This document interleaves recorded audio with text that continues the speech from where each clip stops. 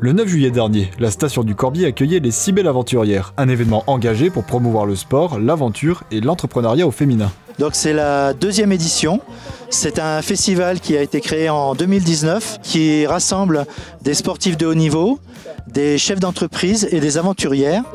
Et donc au programme, il y a à la fois des épreuves sportives et ludiques, mais également des temps d'échange au cinéma ou aux terrasses des cafés, où les concurrentes peuvent discuter entre elles et avec les vacanciers pour présenter un petit peu leur parcours professionnel. On souhaite faire de cet événement un événement pérenne de la saison d'été, puisque c'est un événement qui est assez original et qui nous permet de lancer notre saison d'été, puisqu'on a ouvert la station ce samedi. Un événement marrainé par Alexandra Rosenfeld, chroniqueuse et Miss France 2006. Donc j'ai fait le test, j'étais l'ouvreuse pour le vélo et pour le tir. Donc le vélo, super parcours. Et le tir, franchement, si on se concentre, c'est plutôt simple.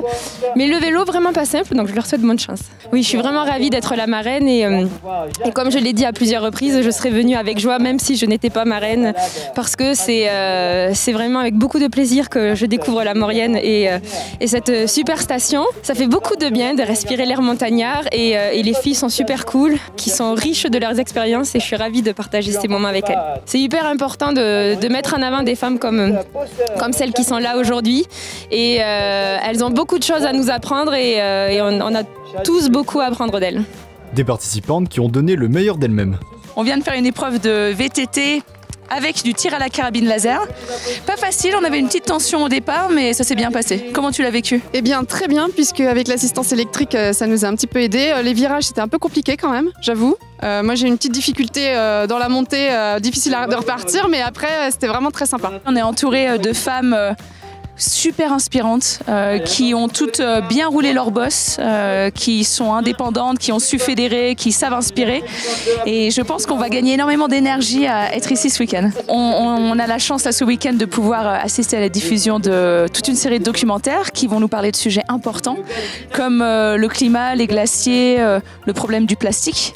Et je pense qu'on va toutes ressortir de ce week-end avec des messages importants à partager. Toutes ces femmes qui sont présentes ici sont aussi engagées dans une démarche environnementale et humaine et en fait c'est peut-être ça aussi le point central de pourquoi on est toutes réunies et ce sont des messages qui sont vraiment inspirants pour toute génération.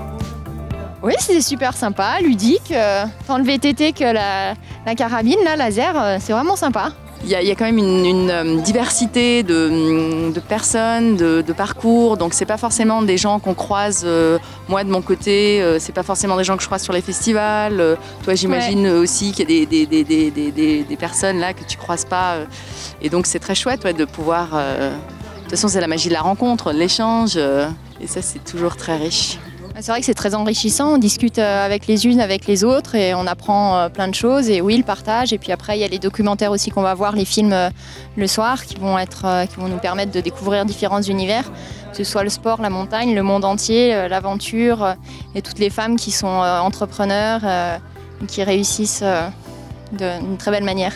Une première journée de sport et de partage pour sensibiliser sur des sujets importants et mettre en lumière ces femmes au parcours incroyable.